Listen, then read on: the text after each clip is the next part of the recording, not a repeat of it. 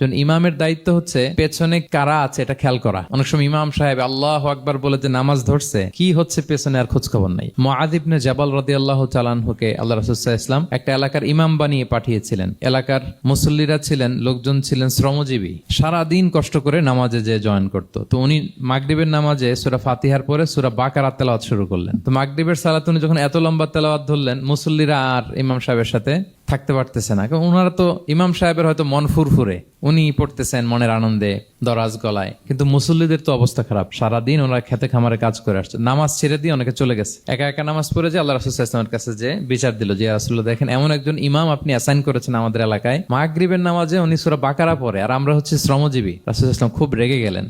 মুআয ইবনে জাবালকে ডেকে বললেন, তুমি কি সমাজে ফিতনা ছড়াচ্ছ? তুমি জানো না এরা কারা? তোমার কি সূরা ওয়াদ-দুহা ওয়াল-লাইলি ইযা সাজা মুখস্থ নাই? তোমার কি ওয়াশ-শামসি ওয়া-দুহাহা এটা মুখস্থ নাই? তোমার কি সাব্বিহিসমা রাব্বিকাল আ'লা এই সূরাগুলো তোমার জানা নাই? উনি বললেন জানা আছে। তো এগুলো রেখে দিয়ে মাগরিবের নামাজে কেন সূরা বাকারা ধরলা?